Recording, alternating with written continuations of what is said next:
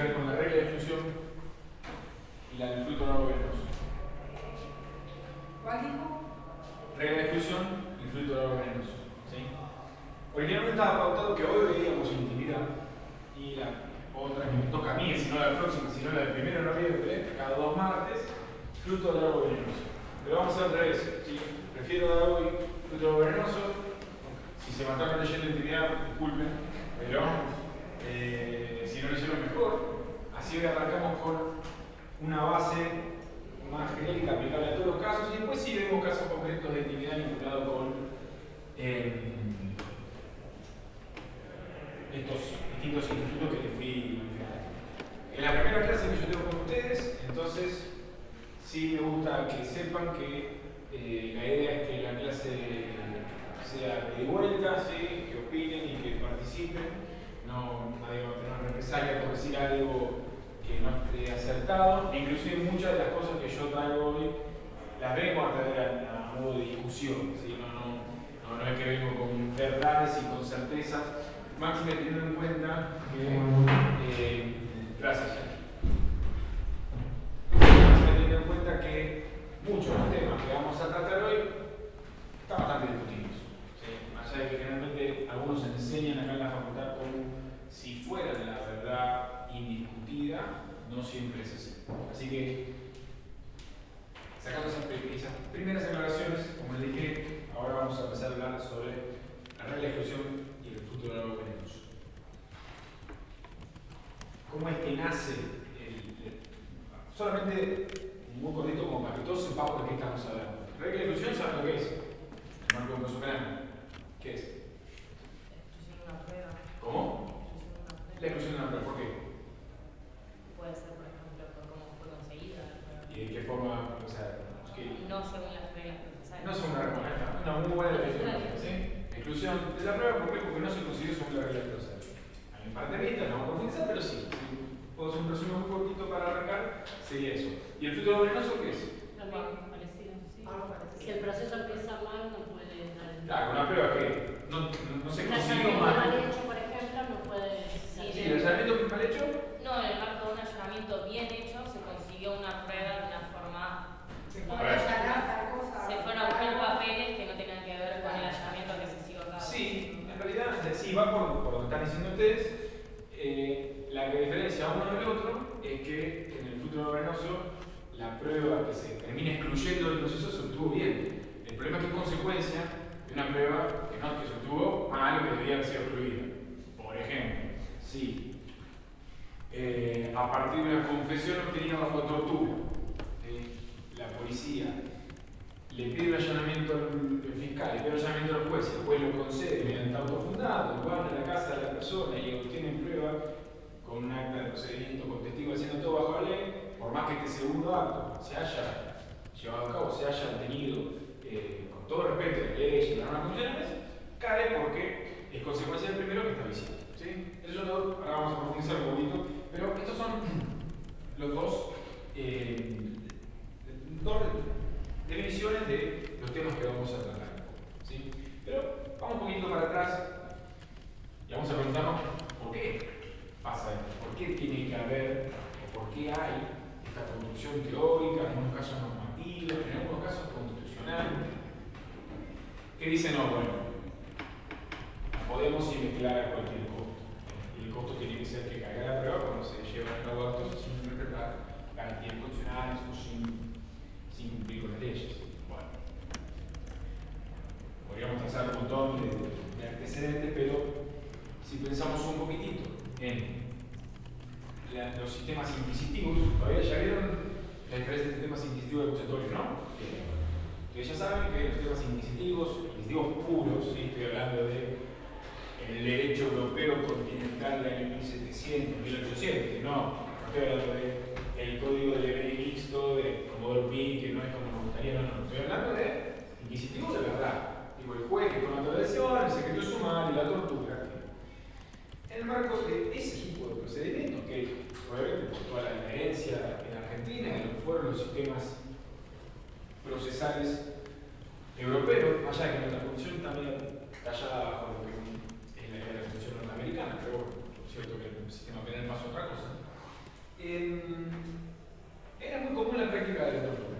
¿Sí? El sistema inquisitivo, la práctica de la tortura era un mecanismo más para la obtención de la verdad, que era el fin último del proceso mismo.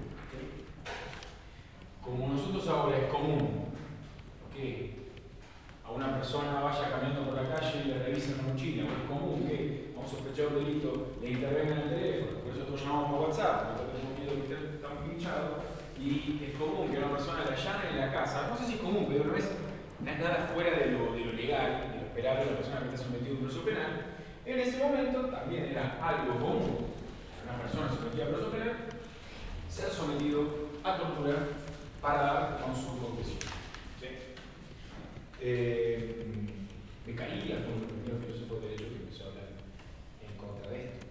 ¿Sí? Justamente una especie de castigo para el inocente más débil y una recompensa para el culpable más fuerte que podía soportar la tortura sin confesar el hecho. Desde un punto de vista bastante básico, era un poco lógica esta tendencia, así, bueno, no hay nadie mejor que el imputado para saber si hay cometido el delito o no.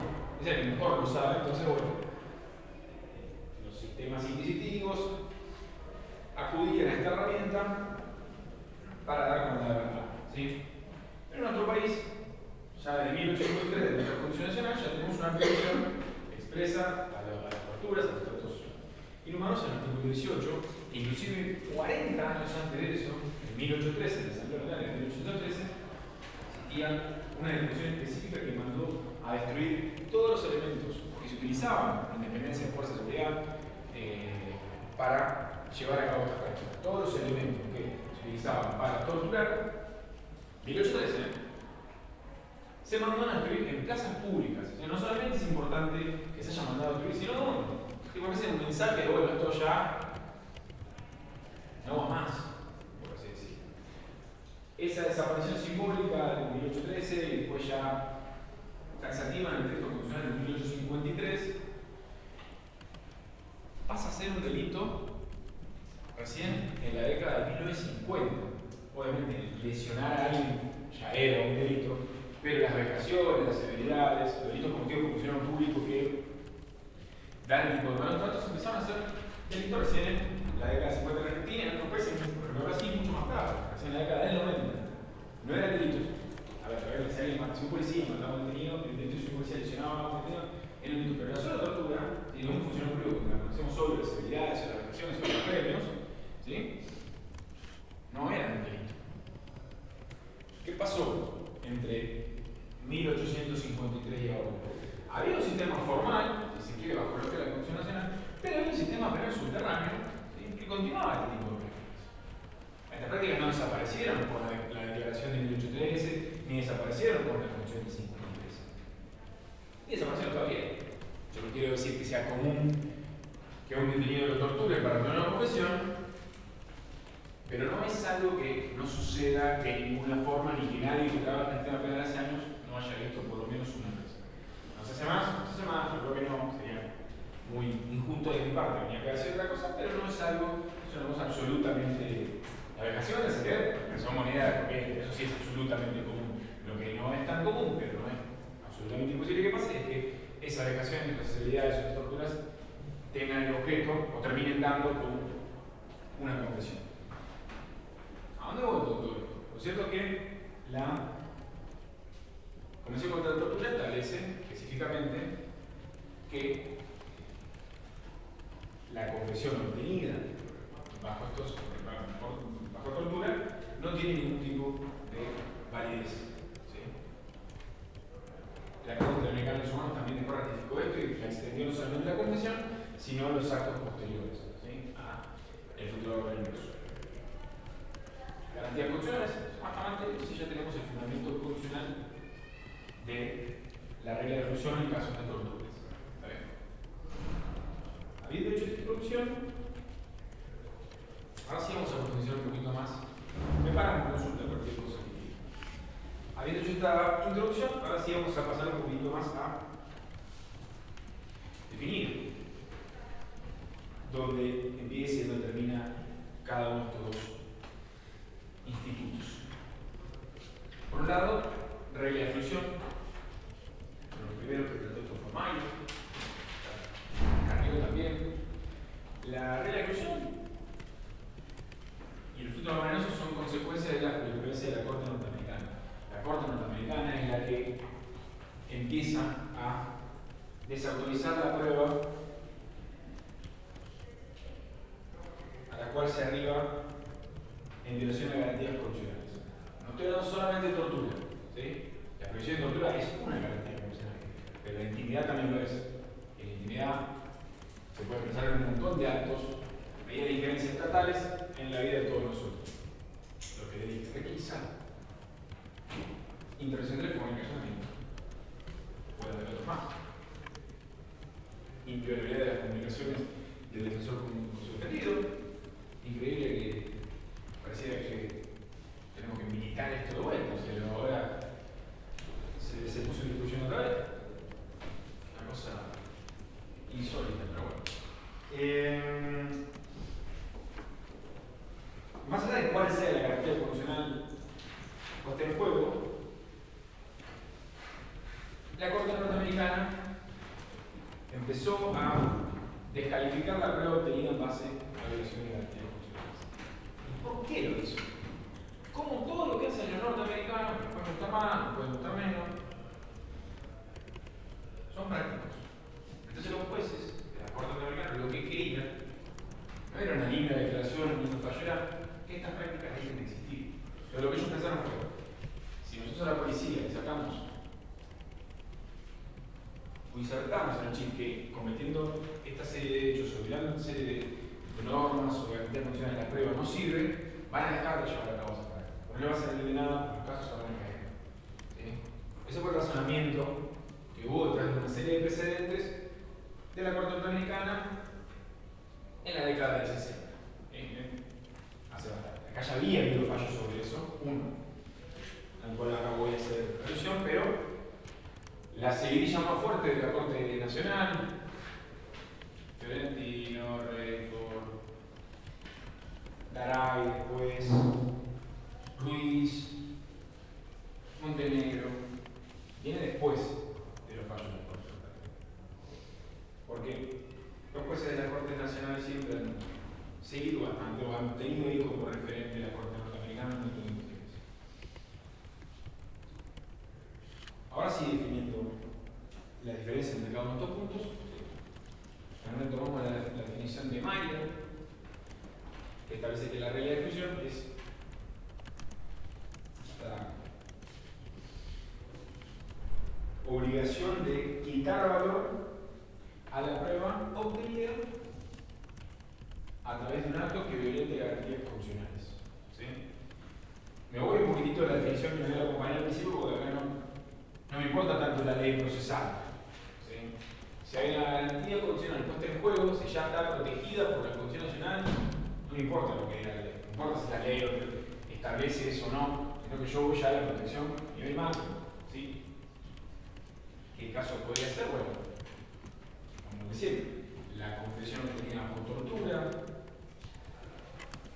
el allanamiento sin orden, siempre y cuando no haya sido un allanamiento de urgencia, que son los que establece específicamente el Código Procesal Penal, y lo vamos a ver en la clase que le digo del 1 de noviembre.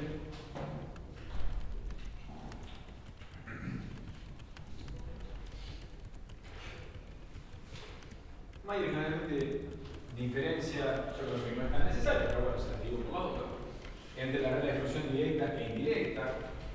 Él habla de que bueno, la confesión obtenida bajo tortura es la aplicación de la regla de exclusión directa, porque es el mismo acto que está viciado por la tortura, el que no se va a valorar. Pero si, por ejemplo, en un allanamiento se lleva a cabo un secuestro, ¿saben la diferencia entre un allanamiento y un secuestro? El allanamiento es cuando la policía ingresa, el secuestro es el acto por el cual toma un objeto específico y lo resguarda bajo una cadena de custodia porque es un elemento que sirve para la investigación de un delito. Son actos que están muy pegados, se llevan a cabo el mismo día, el momento, ¿sí? Con la diferencia propia de la diferencia temporal entre que un oficial entra y llega a ese elemento ilícito o a ese elemento buscado. ¿Sí? Bueno, Mayer dice que en el caso de allanamiento y secuestro, por ejemplo, se aplica la regla de exclusión indirecta, porque si bien no llega a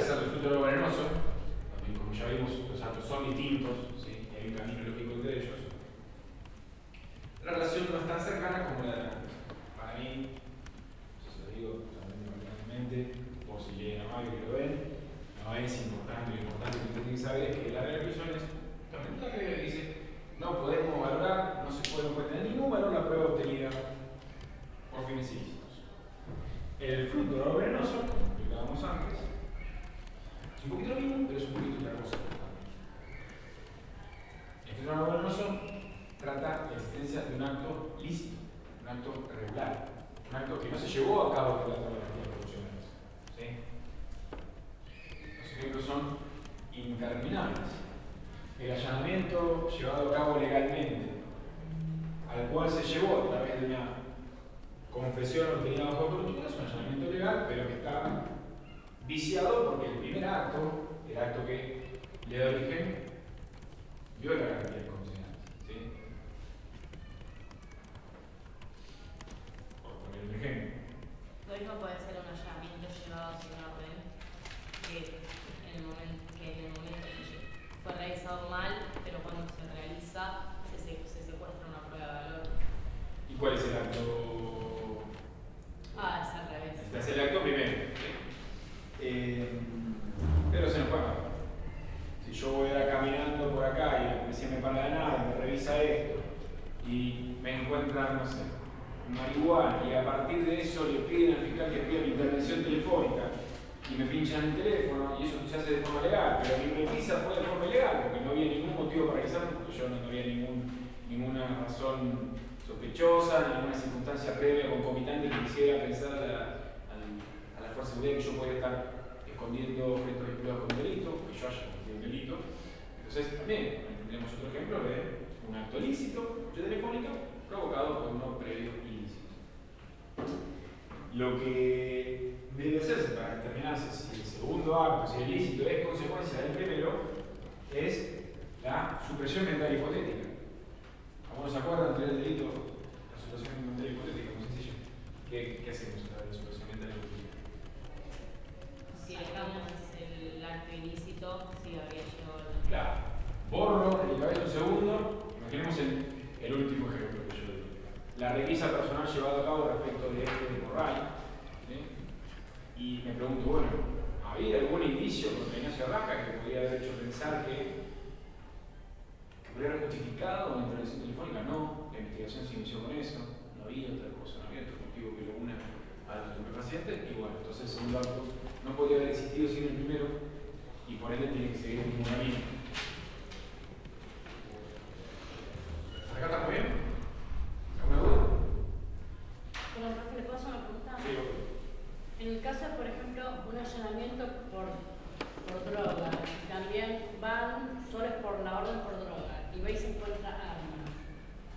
Eso no es el fruto, o sea, como que me confundo si el acto sí o sí tiene que ser previo o también puede ser posterior, el acto equívoco, digamos. No, si el acto es posterior no estás hablando de fruto venenoso, estás hablando de una regla de exclusión. Igualmente lo que vos me estás preguntando es otra cosa, que qué pasa cuando en el allanamiento se encuentran objetos que también son de delito, pero que no tienen que ver con lo que se estaba buscando. ¿Sí? El hallazgo a plena vista, la doctrina de la plain view, también la Corte Norteamericana. Lo vamos a ver en la clase del primero, pero básicamente, para resumirlo, lo que generalmente se entiende es que el Estado no puede ir a otro lado cuando él está cometiendo un delito, y si el hallazgo de este nuevo delito o elementos vinculados con otro delito es razonable, en el marco, estamos hablando de allanamiento, ¿sí? Puede pasar con la intervención telefónica, pero un allanamiento propiamente dicho es razonable, entonces tiene que haber una investigación penal y esa prueba no es nula. ¿Qué significa es razonable? Yo allano en tu casa porque estoy buscando tu paciente, ¿sí? Y encuentro en la mesa un arma de fuego. Vos vivís sola, ¿tenés estás autorizada? ¿Sos usuario autorizado en un arma? ¿Sí? No. Bueno, no, estoy buscando drogas, pero no tendría sentido. Ahora, si yo voy a buscar una moto robada a tu casa, y en el botiquín del baño encuentro 10 gramos de marihuana, y bueno, yo me estoy alejando del objeto del lado. Realmente la diferencia es que estás ahí. ¿Sí? Es la razonabilidad de lo que es la doctrina de la plena vista, dice, bueno, estaba ahí. Pero ahora vamos a lo que personalmente más me interesa que se lleve en esta clase. ¿Sí? Porque algunos de ustedes seguramente el día de mañana van a hacer todo siempre penal, ¿no? Todo sobre orientación penal. Algunos de ustedes el día de mañana van a ser defensores, otros van a ser fiscales, otros van a ser jueces, algunos trabajarán de otra cosa que tenga que ver con esto, pero la mayoría van a ser por esos lados. Y se van a topar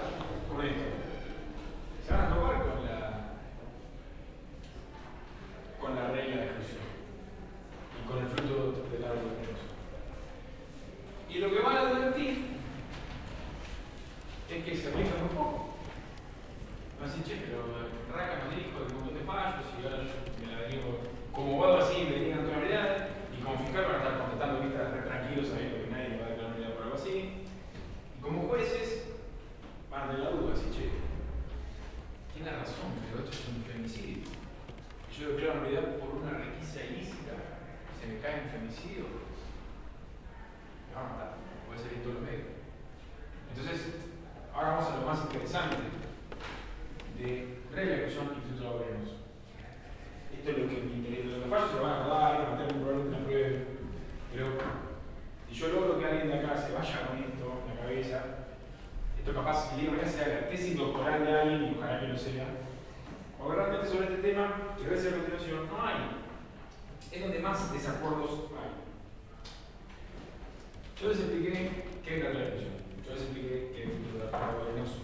Pero estamos en garantías condicionales. Entonces la pregunta es, ¿por qué? ¿Por qué si una prueba se obtiene ilícitamente, esa prueba no puede tener valor en una sociedad? ¿Cuál es el fundamento constitucional de eso? Evitar la arbitrariedad del Estado. Arbitrariedad. ¿Qué es la arbitrariedad? No hay razones. ¿No? O las razones no son. Poder indiscriminado por parte del Estado. Hay una desigualdad de armas bastante importante si yo le dejo al Estado hacer o conseguir la prueba. No, pero no lo dejamos hacer, ¿eh? No lo vamos a dejar hacer. La policía que obtiene una prueba a través de la requisita lo vamos a sancionar, ¿eh? Lo sancionamos, tipo, lo sacamos. Pero si el delito es muy grave, la prueba no se destruye. ¿Por qué sería inconstitucional una norma así? Si mañana sale la ley que dice, bueno, ahora más el delito con pena de prisión, más de 6 años, no se incluye más la prueba ilícita. Sacando obviamente la confesión bajo tortura, ¿no? Porque esa sí tiene protección condicional específica. En la Convención contra la Tortura, el artículo 15 dice, yo se lo dije, que si se obtiene prueba bajo tortura, no puede ser obrada. Ahí ya no hay duda, ninguna ley puede venir por eso. Estaríamos buscando un delito antes de que se cometa. ¿Cómo? Estaríamos buscando, estaría el Estado en busca de delitos por instante. No, ¿por qué? ¿Por qué Si yo buscamos? dejo a la policía entrar en cualquier domicilio, estarían cazando delitos en vez de. Buenísimo. Estamos seguridad. O sea, si hay un tema de debate, ¿qué parece? ¿Qué tiene de malo que esté buscando delito de la policía? Al contrario. Ahora se puede. ¿Por qué? ¿Por qué? O sea, ¿de dónde, en qué parte de la Constitución nos dice que desactiva? Yo no estoy en contra de la regla de exclusión, ¿eh? Pero hay gente que sí. Entonces yo le pregunto, ¿en qué parte de la Constitución dice que un elemento de prueba obtenido ilícitamente no puede ser obrado? ¿Dónde lo dice? Puede tener que ver con el artículo 19 y esta presunción de que lo que no está prohibido está permitido y hay un ámbito de reserva que es de la libertad de los individuos frente al poder punitivo del Estado. Sí, está buenísimo, pero eso no dice. Y si se obtiene prueba ilícita no puede ser obrada. Dice que tenemos que las acciones privadas de la persona, que es otra cosa. Pero es como que hasta no puede el Estado avanzar más de cierto límite si no hay un elemento que lo habilite a avanzar sobre esa esfera. Sí, yo estoy de acuerdo con que esa es la protección de la intimidad. Y nosotros vamos, yo digo que me pongo como presidente de un Estado despótico y dictatorial. Nosotros vamos a respetarlo, nosotros vamos a rendir esa intimidad. Pero si el caso es grave, no vamos a sancionar a la policía que haga la requisa ilícita. No es que lo vamos a dejar pasar, pero la prueba va a ir igual. ¿Quién determina la gravedad? ¿Cómo? ¿Quién determina? Código penal. Pena más de 8 años, el máximo. Pena más Cualquier de 8 delito que años. tiene una pena mayor de 8 años. Cualquier delito con pena máxima mayor de 8 años y demás, intercepción telefónica, allanamiento ilícito y requisa personal sin orden más llevado a cabo, se sanciona la policía, pero no se incluye la prueba. Delito penal 8 sí. Eso no va en contra del principio de igualdad de todos ante la ley. No, y estaba pensando en la superioridad ética del Estado. Digo, ¿qué autoridad del Estado condena un hecho ilícito si él parte también de una actividad ilícita? Bueno, vamos a ver. Igualdad entre leyes, no, porque igualdad ante igualdad de condiciones. No es lo mismo ser acusado de un homicidio agravado que ser acusado de un hurto simple. De hecho, hay delitos que se permite la libertad condicional y otros que no. Sí, pero digo, depende del delito que yo cometa, me pones un método u otro método. Como un montón de artículos que como los delitos más de 3 años prevé la institución, lo del anterior no. Ok. Y en respuesta a lo que era lo segundo que has dicho, Como la superioridad ética del Estado, digo, cómo el Estado viene a sancionar una conducta ilícita partiendo él mismo de una... no, sí, podemos ir al tercer piso, a la materia de análisis filosófico, discutimos de ética hasta cualquier hora, no tengo que me encanta, pero después yo los tribunales vamos a discutir de ley, no vamos a discutir de ética. Yo no veo la... Claro, le estoy poniendo un forro a propósito, yo no estoy de acuerdo con lo que estoy diciendo, pero quiero empujar a ustedes a ver si ustedes me van a decir, y ese tipo no lo van a hacer. ¿Qué artículo específico dice? Ninguno, porque si no, no habría una postura en contra. Ninguno. Ese es el problema. Ningún artículo de la Constitución establece que, saco la tortura, ya lo expliqué, la tortura sí lo dice, pero vimos, hay un montón de actos que pueden ser violatorios de garantías constitucionales. Esta casa de Fiorentina era el fallo. ¿Cómo? Fiorentina era el fallo. Sí. Sí. Bueno, en general, como decís vos, no hay una ley que establezca taxativamente. No, sí, ley sí. Lo que no es la Constitución. Una garantía, si que no se puede, pero se puede saber un poco de ese fallo y los demás fallos que se fueron dando. La cosa pasa que siempre se justificaba que no podían dar algo que incluso más el poder político en base a que violaba este derecho, o sea, siempre se daba una condición fáctica diferente, no es que siempre se pasa contra lo mismo. ¿Y qué dijo la Corte del Fiscal contra Fernández? No me digas. Yo te digo lo que dijo. Que hay que proteger los valores más altos, la verdad de la justicia. Y en base a eso, convalidó un proceso, que ahora se lo voy a contar, y voy a contar también lo que yo voy a decir. En base a eso, convalidó un proceso en el cual un oficial de policía entró con una persona que estaba detenida, ocultando esa calidad de detenido, a la casa del cónsul boliviano de la provincia de Mendoza. ¿Sí? Yo soy el cónsul boliviano de la provincia de Mendoza. Entra el policía Armentano y el detenido Fernández, pero Fernández sí lo ganó. Puesto. Hola, ¿cómo va? Ustedes, ahí te doy lo tuyo. Saco de acá, pumba, paquete de cocaína. ¿Sí? Claro, lo que había pasado es que se había ido a la casa. Sí, toma, listo, perfecto. Salón el procedimiento, allanamiento ilegal, agente encubierto o agente provocador, Fernández, ¿no? El detenido, totalmente criollo, no estaba vinculado, ni la ley lo prevé en ese entonces todavía, ahí voy. ¿Y la Corte revocó esa condena? ¿Dijo que estaba mal ese procedimiento? No. No, pero por ejemplo, tenés un caso en Estados Unidos, hay varios casos, donde por ejemplo no había que, decía que la gente no tenía que provocar esa situación o cometer un delito. O sea, sí convalidaba esta cuestión a la justicia, pero te daba ciertas reglas que tenían que seguir para que no termine siendo una asesinación de la garantía constitucional.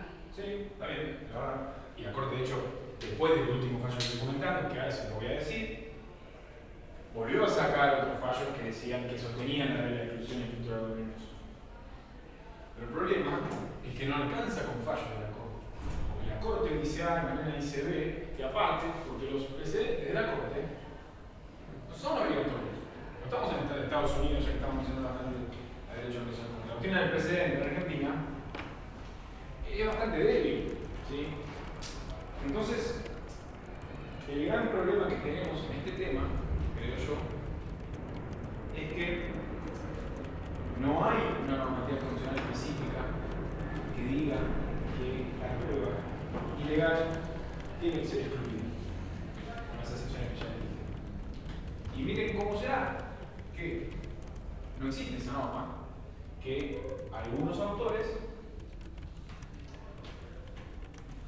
sostienen la necesidad de regular la regla de exclusión. ¿Qué quiero decir con regular? Poner en códigos locales, en leyes de proceso penal, normas específicas que nos digan qué hacer cuando tenemos prueba obtenida y dirección a garantías constitucionales. Hay muchos códigos que ya la tienen. El Código de Procesal de la Provincia de Buenos Aires específicamente. La prueba obtenida con violación a garantías constitucionales no tiene valor. Y los actos que se hayan obtenido a través de eso tampoco. ¿Sí? Y ahí le dice una ley. Constitución de la Ciudad Autónoma de Buenos Aires, Constitución de Córdoba, dicen específicamente lo mismo.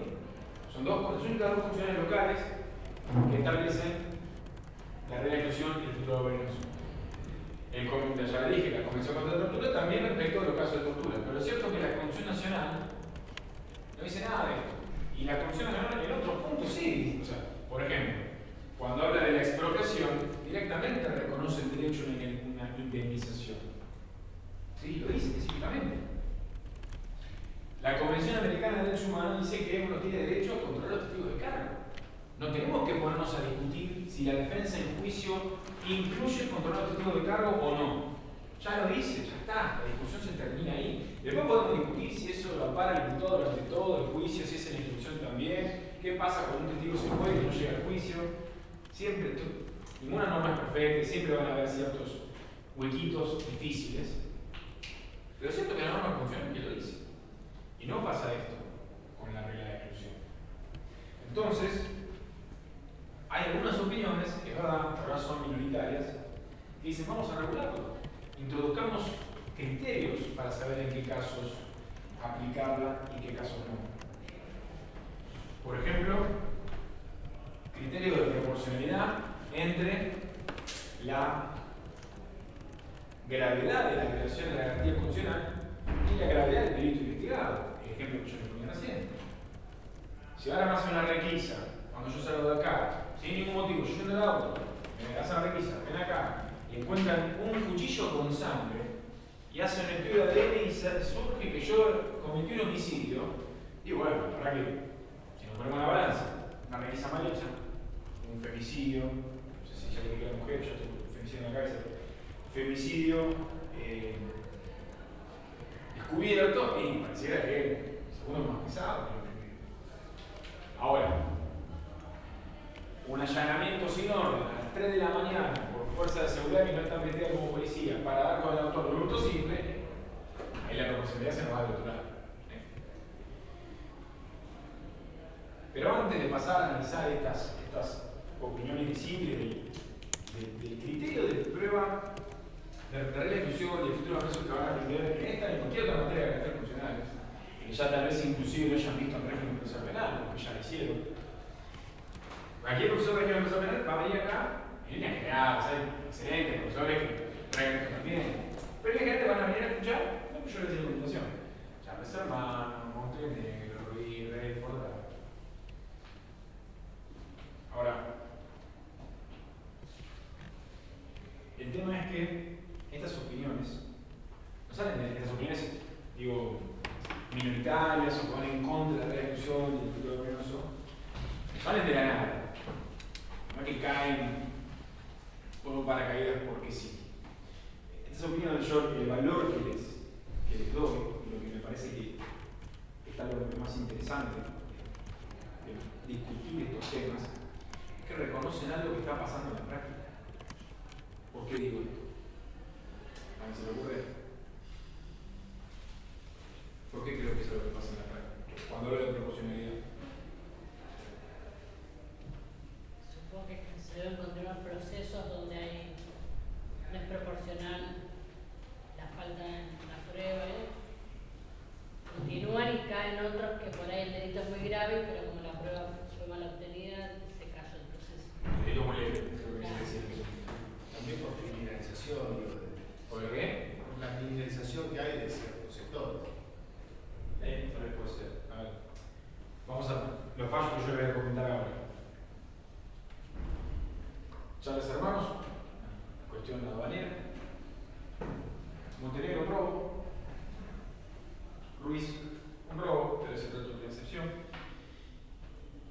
Daray, contrabando. Rayford, los pacientes. Delitos chiquitos, por así decirlo. ¿Sí? ¿Qué pasa cuando se investigan delitos más graves? Lo que están revelando estas opiniones son cuestiones que pasan en la práctica y que pasaron en Estados Unidos, que fue donde sacamos toda esta locura de resolución del futuro venenoso. ¿Sí? ¿Por qué? Porque los mismos norteamericanos, después de establecer una regla general, empezaron a establecer excepciones. La excepción de la vida independiente, la excepción de la buena fe policial, la excepción del descubrimiento inevitable, la excepción de la seguridad nacional. ¿Sí? ¿Por qué? Porque se empezaron a aparecer casos en los cuales el no para nada. Nix versus Will. Un tipo confiesa dónde había encontrado, dónde había dejado el cadáver de su víctima. Lo confiesa bajo otro título.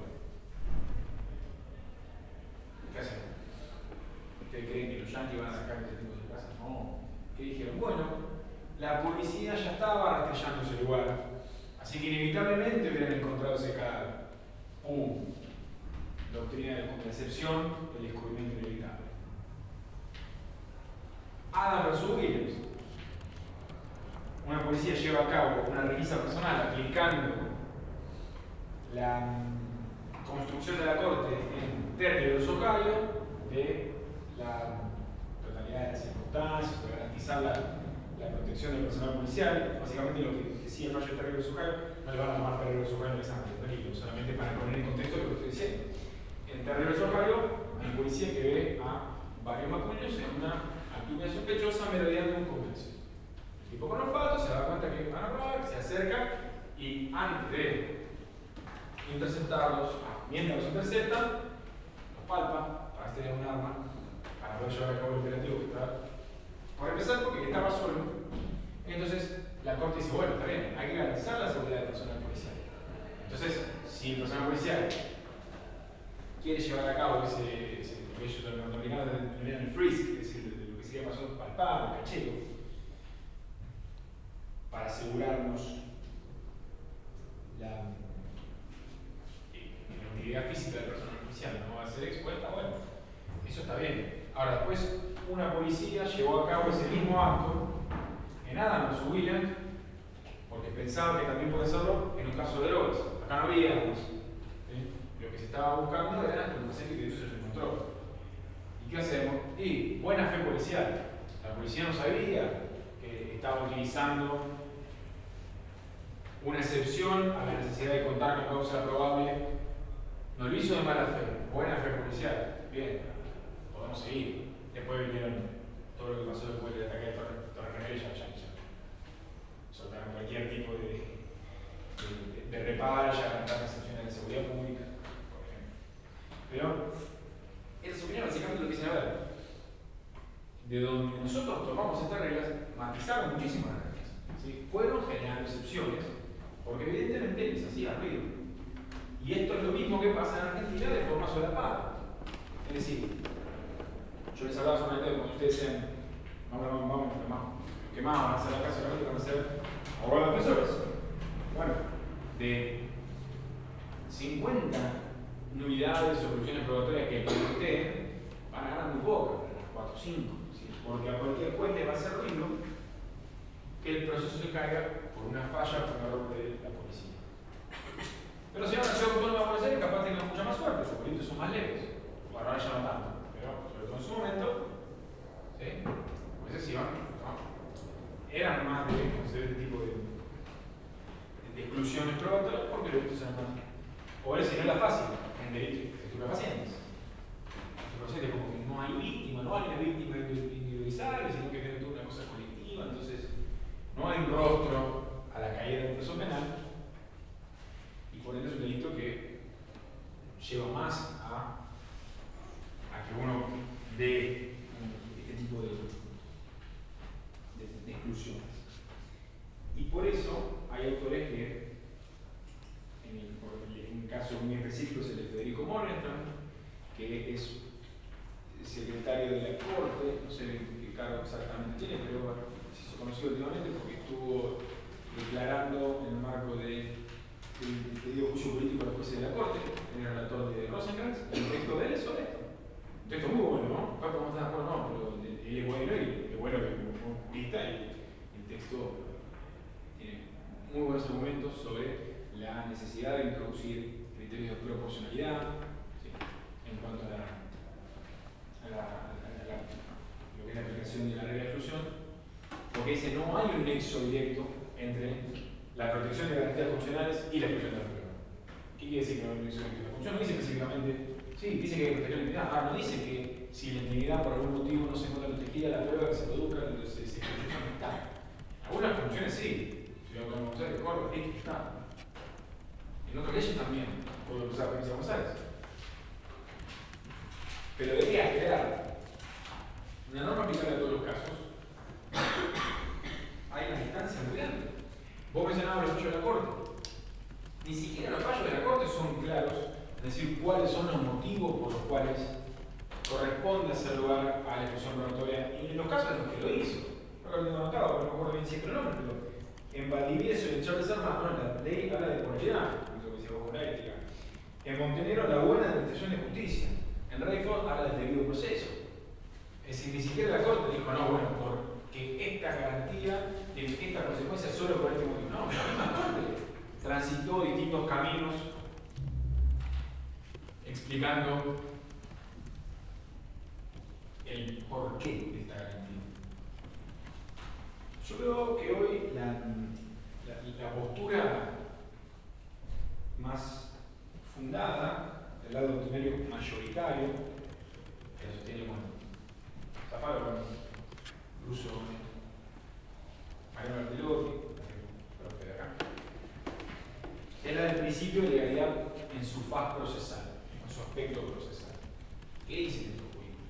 Dicen, bueno, el artículo 18 prevé el principio de legalidad, y todos generalmente cuando estudiamos, ya lo hicieron ustedes en esta materia, el principio de legalidad, están, se copian de lo que voy a decir, están dando el laboratorio, dicen que el principio de legalidad básicamente esta garantía, este límite al poder punitivo, por el cual no podemos ser perseguidos penalmente por hechos que no fueron delito en el momento de su comisión, hechos que no estén plasmados en la ley, que estén reconocidos por la autoridad en materia legislativa, el Congreso Nacional, en Argentina. Pero ese principio de legalidad, que tiene una fase sustancial, que es la que siempre estudiamos. ¿Sustancial por qué? Porque hace a lo que sería el código de fondo, a lo que el instrumento que dice cuáles son los delitos. La ley que tiene que decir concretamente cuáles son los delitos, cuáles son las conductas. Ahora hace un ratito de todo lo que no está prohibido está permitido. Bueno, la ley me tiene que decir concretamente cuáles son las actividades que yo no puedo llevar a cabo, cuáles son los hechos que no puedo cometer, o que tienen una pena, una sanción si yo los cometo. Bueno, algo similar pasa dentro de lo procesal, no solamente de lo adjetivo o sustancial. Es decir, tiene que haber una obligación de que la ley establezca cuáles son los actos procesales que se pueden llevar a cabo y de qué forma debe hacerse. Y en cumplimiento de esto, bueno, tiene que llevar a que se caiga el proceso. Yo personalmente no estoy. ¿Sí? En la suma. Yo no estoy muy convencido, parece un tímido intento, pero nada más. Por eso los exhorto que el día de mañana alguno, cuando haga el doctorado, profundice. ¿Alguna duda hasta acá? En los fundamentos funcionales, todo. Yo estoy lleno de dudas, pero bueno, si ustedes tienen por lo menos la adquisición de estas cosas. Ahora sí vamos a pasar a tratar un poquitito qué fue lo que dijo la Corte. En 1821 se dicta fallo Charles Hermanos, ¿sí? Que es el primer precedente de la Corte en el cual se incluye prueba, en este caso el resultado de un allanamiento llevado a cabo de forma oficiosa por la aduana. ¿Sí? La aduana estaba haciendo llevando a cabo una investigación, ¿sí? Allanó las oficinas y en base a eso se llevó a cabo todo un proceso penal que después la Corte termina revocando justamente porque había sido producto de un allanamiento ilícito que había sido llevado a cabo por la aduana sin autorización de ningún juez. En 1981, esto lo digo bonito porque Charles Hermanos no tiene mayor desarrollo y nos permite extraer un estándar muy claro, como ya dije hace un ratito. La fundamentación fue la ley del interés de la moralidad, así que no da mucha fundamentación dentro de ese ámbito de las garantías constitucionales. En 1981, la Corte dictó el fallo en Montenegro. ¿Alguien recuerda qué había pasado en ese caso? ¿Sabe qué pasó en Montenegro?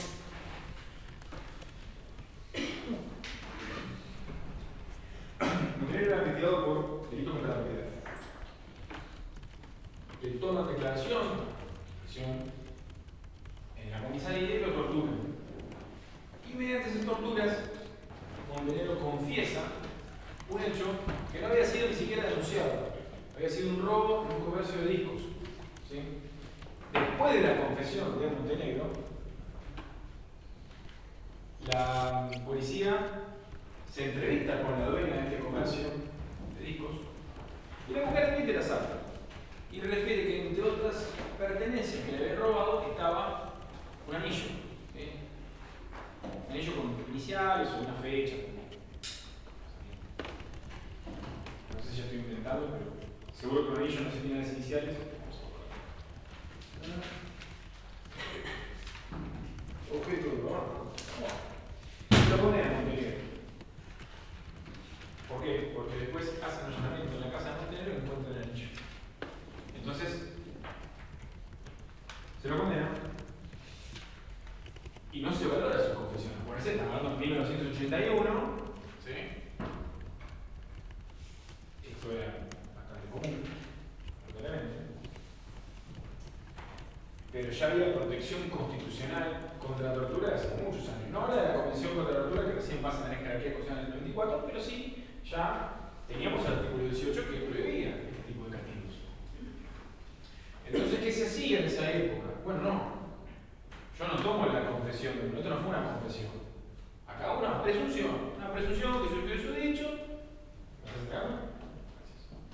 Una presunción que emanó de sus dichos y que después, con otros elementos, permite yo no condena. Con otros elementos, la declaración de la mujer dueña del comercio de hijos y después el hallazgo de las pertenencias, parte de las pertenencias, en la casa del mismo compañero. ¿Sí? Se prueba que hubo tortura, ¿sí? Y la corte termina revocando esa condena, diciendo básicamente que otorgar valor de un delito, en este caso la tortura, para poder perseguir penalmente otro, robo, es contrario a la buena administración de justicia. Ya salimos del ámbito moral y hablamos de la buena administración de justicia. Ya lo que importa no es la moral, sino que la justicia sea bien administrada. Año 1986, 5 años después. Pero no es casualidad que ya es algunos años después de la recuperación de la democracia. Rayford. Alguien sí se acuerda de Rayford, en este caso sí lo deben conocer. ¿Qué había pasado?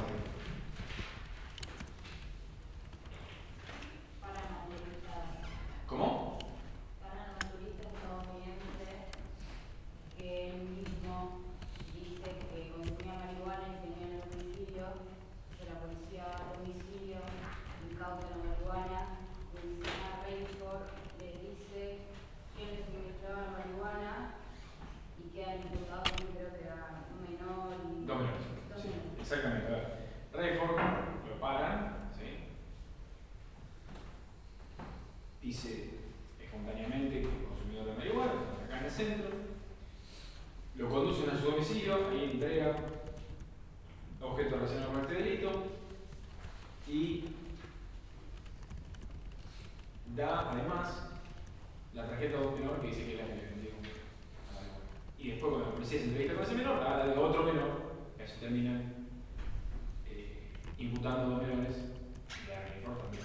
Obviamente, lo de Rayford es una violación de garantías constitucionales a nivel masivo, porque estaba un turista, de un ciudadano argentino, no comprende el idioma, se hizo un llamamiento legal y se le tomó declaración sin ningún tipo de asesoramiento. Había varias cuestiones en juego. Y ahí la Corte, nuevamente, hace uso no solamente de la regla de exclusión, ¿sí?, sino del efecto no penoso. Porque, en virtud de ese primer acto viciado, las imputaciones de los demás también cayó. Es decir, no solamente cayó la imputación de Rayford, sino las imputaciones de los menores, a los que se había llegado a través de la declaración de Rayford, también terminan cayendo. Ya tenemos dos casos de fruto venenoso, Montenegro también. ¿Sí? Ahí discutió la legalidad del allanamiento, pero sí ese allanamiento se llevó a través de una confesión obtenida de forma ilícita. Fallo Ruiz, año 1987. Fallo con el que la Corte establece la doctrina de la vida independiente. ¿Ahí se acuerda qué había pasado Ruiz? En el caso Ruiz, comienza con asalto a una farmacia en la cual 3 delincuentes mantienen un tiroteo con la policía y uno muere. Otro escapa y otro es hallado. El que es hallado también tiene una confesión bajo torturas y confiesa 3 robos a taxistas. ¿Sí?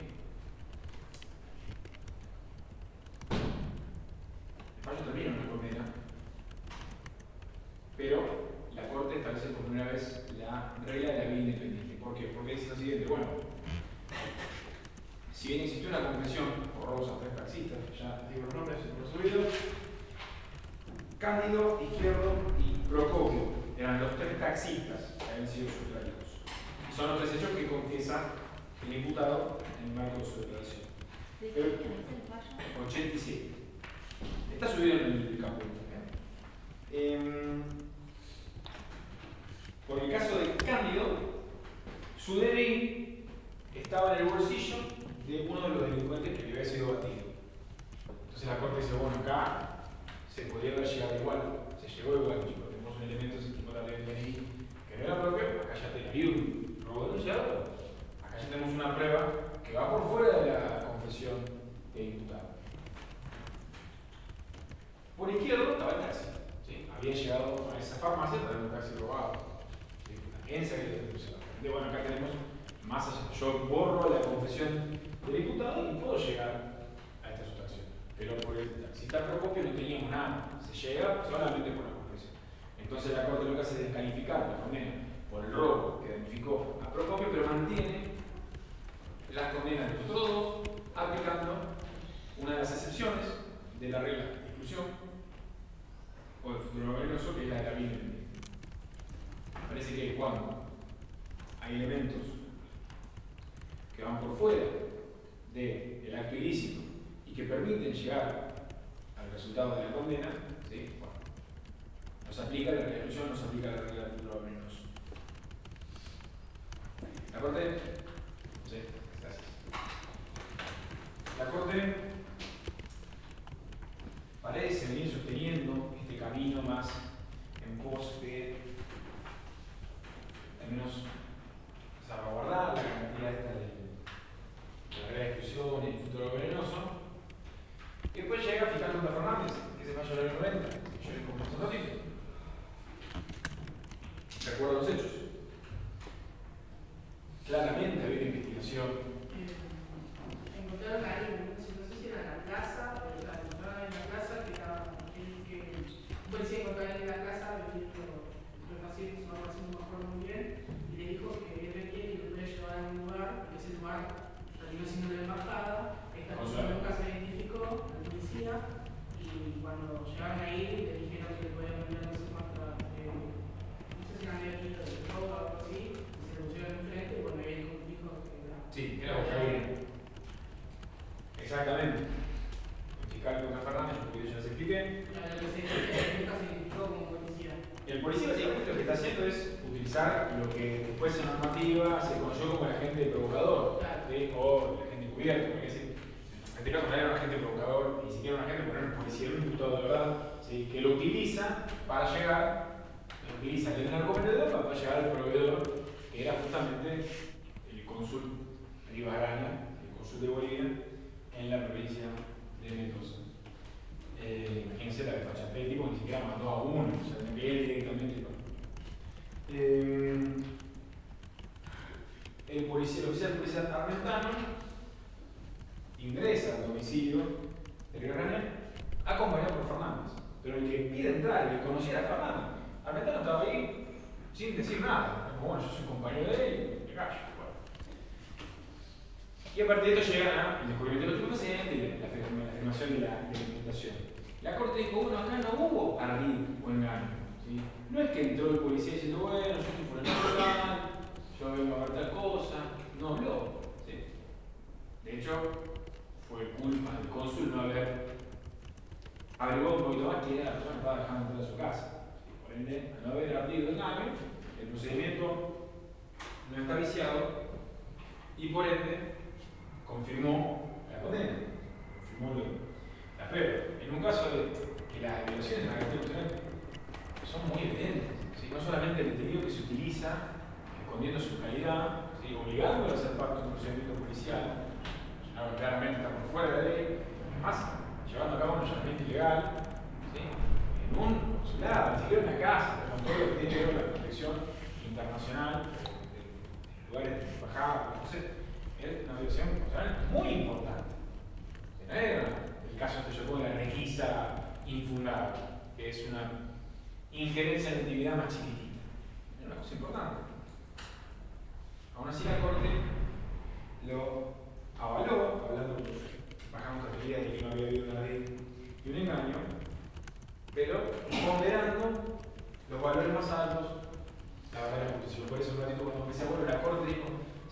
la corte dice un montón de cosas. Entonces la corte un día dice A, mañana dice C, y no sé si, me parece que sería más fácil si en vez de tener grandes fallos tuviéramos reglas claras.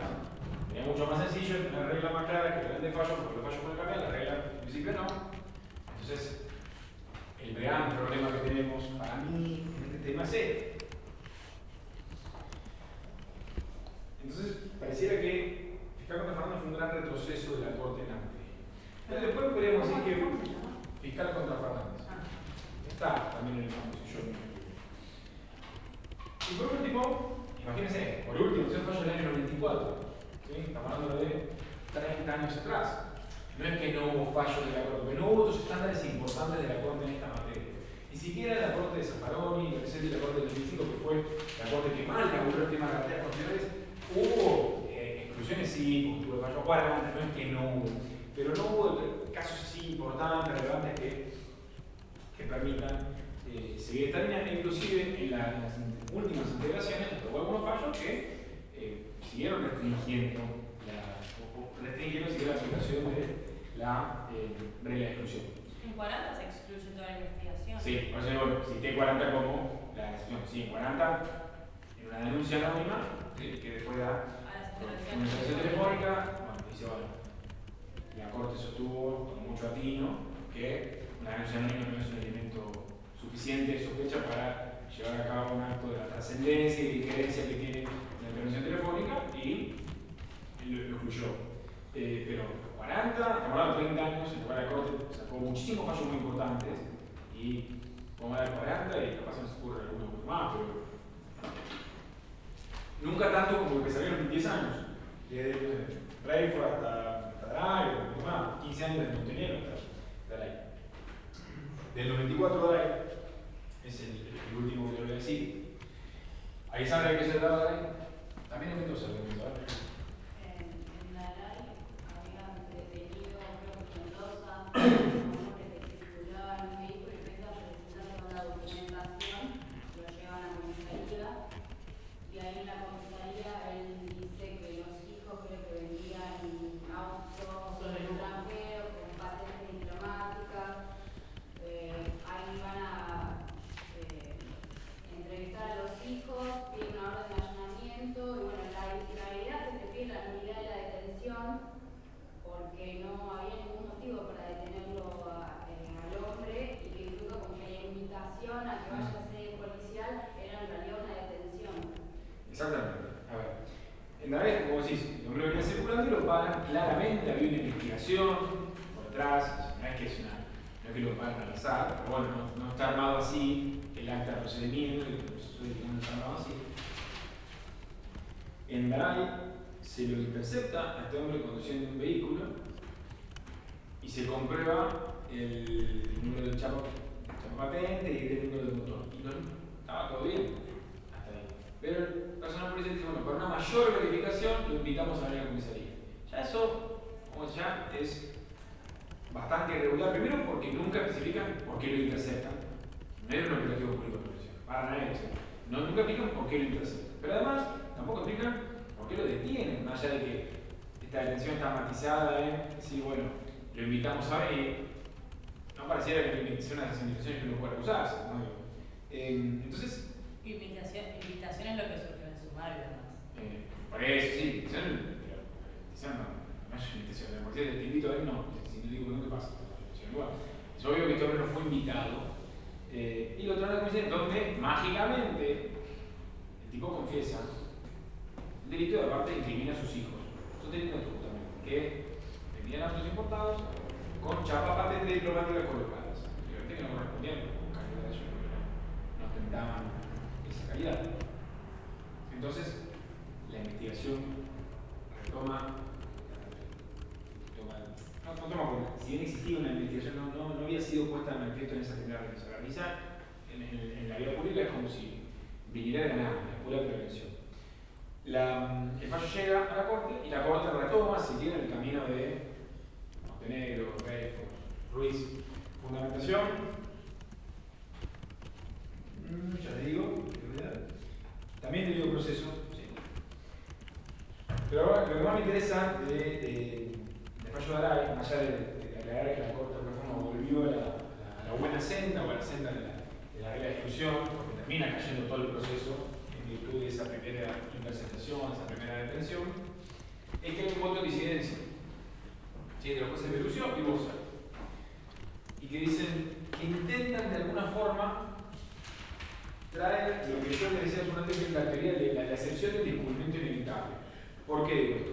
Porque estos dos jueces dicen, no, acá había actividad independiente, que era que existían declaraciones de vecinos previas, las cuales se había puesto manifiesto que veían a estas personas entrar y salir todo el tiempo con autos importados. ¿Sí? Esto es anterior. ¿Y habían hecho una denuncia a los vecinos con anterioridad? Yo no sé si existe una denuncia por dicha, pero sí sé que estaban estas declaraciones. La Corte en el fallo no dice específicamente que habían denunciado, pero sí que, evidentemente, el marco de investigación que ya existía, habían dicho esto. ¿Y qué pasa? Estos dos jueces citan Nix vs. Williams, que es el caso que yo les contaba hace ratito del hombre que, bajo tortura, confiesa en qué lugar había enterrado a su víctima y que después la Corte norteamericana justificó el hallazgo diciendo, bueno, se estaba haciendo una huella en el lugar, se hubiera llegado igualmente. Si bien el fallo, el voto en disidencia de estos dos jueces no dicen descubrimiento inevitable, hablan de una actividad independiente. ¿Sí? Es un término medio confuso porque pareciera que se está haciendo referencia a la regla de la vida independiente, que era el que vimos con Luis. ¿Sí? Que es cuando ya tenemos prueba que corre por otro circuito mediante el cual se puede llegar a una condena. En el descubrimiento inevitable no tenemos esa prueba, tenemos algo que creemos que va a pasar hipotéticamente en el futuro. El fallo, eso es el voto en disidencia, ¿sí? Un voto que proponía mantener la legalidad de nosotros. En el voto mayoritario se responde esta disidencia de Lucio y de Bosa diciendo que la actividad probatoria independiente no podía basarse en una posibilidad hipotética, ¿sí?, que era la que estaban proponiendo. Bueno, tenía una declaración de vecino, de alguna forma se hubiera llegado. ¿Está bien? Si bien el voto mayoritario parece confundir, o al menos no especifica bien las diferencias entre descubrimiento inevitable y vida independiente, pareciera que excluye la posibilidad de esta excepción. No estoy hablando de la vida independiente, estoy hablando del descubrimiento inevitable. ¿Entienden hasta acá o repito? Esos son los fallos. O sea, la vía independiente sí o sí tiene que constituir elementos suficientes de prueba para llegar a esa conclusión. Exactamente. Lo que la vía independiente es la prueba que ya tengo. Por ejemplo, en Luis, yo ya tenía el taxi ahí con los tipos afuera que estaban robando una farmacia y después una posterior denuncia de que el taxi había sido robado. Por más que el imputado confiese o no, esa prueba yo la tengo. Ahora, eso es el descubrimiento inevitable. Bueno, yo todavía no tengo la prueba que me alcance ya suficiente para llegar a una condena. Lo que tengo es, los vecinos habían dicho que estaban o en el caso de Luis Williams, los policías estaban rastrillando el lugar. No sabemos si, no tengo el cuerpo todavía, estoy llegando. Lo que es descubrimiento inevitable, al menos seguro el fallo de la Corte no sé si hubo alguno, tal vez haya habido un fallo en nuestro país que haya tomado esta excepción, pero surge de los fallos de la Corte Nacional de este fallo de Aray, ¿sí? En la disidencia, más allá que no dice específicamente descubrimiento inevitable, sino que habla de actividad independiente, que, por eso repito, puede llegar a confundir con vida independiente, pero cita Nix vs. Williams, que es la cita de lo que es descubrimiento inevitable. Por eso creemos que cualquier cita a esta posible excepción tenga que ver con eso, ¿sí? con ese fallo. Pero al mismo tiempo, el voto mayoritario de Aray lo descartó. Dijo, bueno, no alcanza una posibilidad hipotética para que exista una vía independiente. Tiene que ser prueba real. ¿Sí? Se confundieron los jueces de corte, no conocían el precedente, alguien lo conocía porque efectivamente lo citaron, o directamente quisieron de alguna forma no dar asidero a esa excepción y por eso que una prueba política no alcanza. Bueno, serán las interpretaciones que se pueden llegar a hacer respecto de eso. Para cerrar, como hay reglas de exclusión, reglas de filtro venenoso, hay una duda. Como hay reglas de exclusión y filtro venenoso, también hay algunas excepciones, que ya lo estuvimos charlando. Vía independiente, una de ellas, ¿sí? Descubrimiento inevitable. Estas son las que han han sido reconocidos en fallos de la Corte. ¿Sí? Después la Corte norteamericana ha tenido otras, algunas ya las comenté, pero bueno, las repito por si es de interés. Buena fe policial, ¿sí? Que esta es la que charlamos acá cuando se hablaba del fallo de la oficial policial que aplicó el estándar de Terry versus Harrigan. Es un fallo también versus Williams, perdón por citar tanta jurisprudencia norteamericana, pero bueno, esto tiene mucho que ver con eso, en el cual la Corte sostuvo que el error no había sido producto de mala fe, es decir, no había habido una intención del oficial policial de violar una garantía individual y por eso el caso tenía que ser legitimado. Repito, esto no se sostuvo en fallos de la Corte Nacional, donde yo sé que hubo fallos, al menos de tribunales importantes que lo hayan sostenido. Otra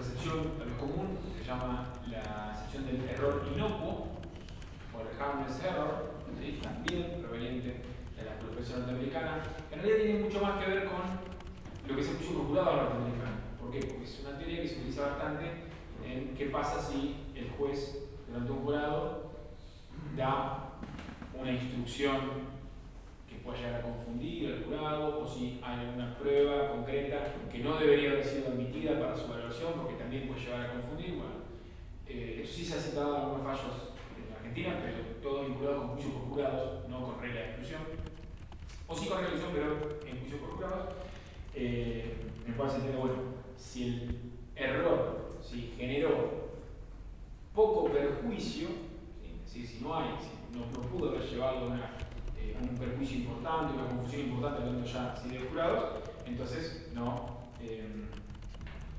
corresponde aplicar la regla de exclusión o no corresponde que caiga el procedimiento.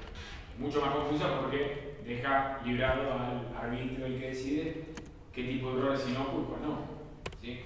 Después están las excepciones, la excepción de la seguridad nacional, que también es muy norteamericana, así no me parece aplicable al derecho argentino, más allá de que tampoco nunca había un fallo argentino que la establezca, pero sí, como ya le dije, después de lo que fue el atentado de las Torres Gemelas, se aplicó bastante, ¿sí? En casos en los cuales se investigaba el terrorismo. Esta es la típica digo, caso hipotético que puede poner cualquier persona de: tenemos a un terrorista que puso una bomba en un shopping y para que no diga dónde está y desactivarlo y que no muera nadie, y hubo que torturarlo. Después, ¿qué hacemos? Después de desactivar la bomba, ¿el terrorista queda libre? Esa es.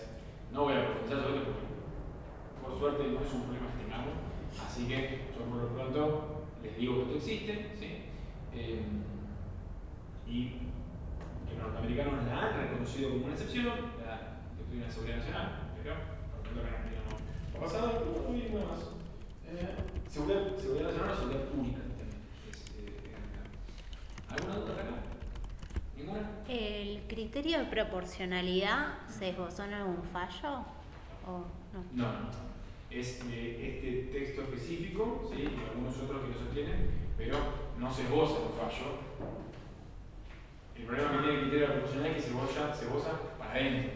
Es decir, no está escrito, pero seguramente existieron muchos casos en los cuales el juez sabía que esto habría que anularlo, pero como este delito es tan grave, o como esta injerencia en la intimidad de una persona es tan leve, o esta violación a la intimidad es tan leve, y bueno, voy a ver de qué forma fundamentarlo para no hacer lugar a la exclusión probatoria. Pero eso se sostiene para adentro, nadie lo va a escribir en un fallo. Porque tengo el recuerdo de haber leído sobre eso, sobre si era o no utilizable no me acuerdo qué fallo era, pero una persona que va al hospital porque tiene droga en su sistema digestivo. Ese fallo te dice. Puede ser. O San Planasa, que es un primer San Planasa en actividad fría, son 3 fallos. Bueno, claro, no. En este caso creo que era Argibay que decía que no era aplicable en actividad fría, pero hablaba de la razonabilidad de plantear esto de la inviolabilidad de la persona o no para determinar un delito de tal gravedad. Entonces, sí, como que ponía en juego ahí el criterio de razonabilidad, si era o no utilizable. La razonabilidad. La razonabilidad. No proporcionalidad. No, claro, es otra cosa, Sí, sí. pero bueno, sí ponía en juego o sea, para aplicar la razonabilidad ponía en juego la proporcionalidad del delito también. Claro.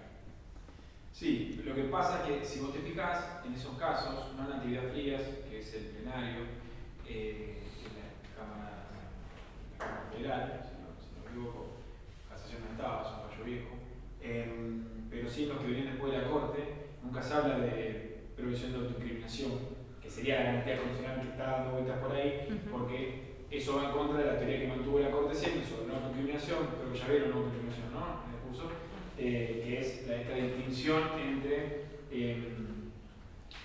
la garantía que ampara al sujeto, por el cual no puede obligárselo a hablar, respecto de lo que lo ampara como objeto para injerencias como extracciones sanguíneas o de reconocimiento. La Corte, a propósito, no se mete ahí y habla todo el tiempo del secreto profesional, ¿sí?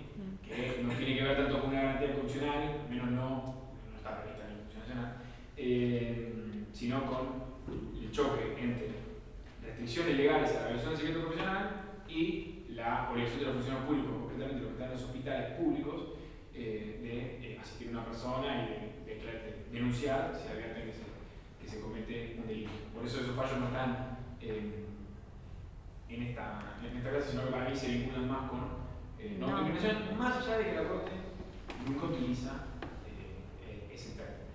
Habla de no autoincriminación, yo creo que a propósito para meterse en este tema.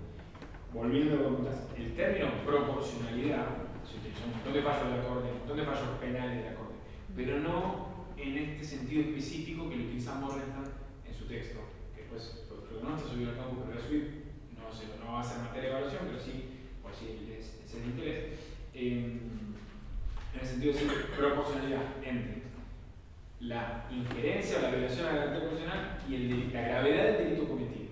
En esos términos la Corte nunca trazó ninguna diferencia. Creemos que existe una diferencia en la práctica porque todos los casos en los cuales la Corte sostuvo esta teoría, sacando Ruiz, el más grave, fueron casos sencillos, fueron casos chiquitos, fueron casos no muy graves. Si hubiera muerto una persona, o si se hubiera violado a alguien, si hubiera muerto a alguien, capaz sería distinto. Y es algo que vemos después en otros casos, como por ejemplo en otros temas, como es, por ejemplo, el derecho a confrontar al testigo de cargo. La Corte sostuvo una cosa en Benítez, ¿sí? No sé si todo ya lo vieron, la Corte sostuvo una cosa en Benítez, no se puede valorar, incorporar declaraciones por lectura que no hayan ido a juicio, si la declaración es importante, porque eso vulnera la garantía constitucional del derecho de defensa del juicio y la obligación de poder controlar el cargo. Y después en Cayo López, que es un abuso sexual, un padre de su hija, muchísimo más grave. Bueno, acá esto se puede, no valora la testimonial, pero puedo reconstruir el caso de otra forma. Es decir, la Corte no te lo va a decir, pero si uno hace la lectura de la seguilla de la Corte, inclusive fíjate, el más grave de todos, al menos institucionalmente hablando, es el de Fecal Patapamán, porque es un cónsul de otro país activamente metido en comercio con los pacientes. Ahí ya el dedo, si querés, cayó para el lado de sostener. Entonces, nunca lo valoró de esta forma. Sí, de una forma encubierta, para mí, yo tengo opinión personal. ¿Alguna pregunta más? ¿No? Bueno, tratamos, ¿no? Así que pasen tranquilos y conmigo nos vemos el miércoles 1 de noviembre.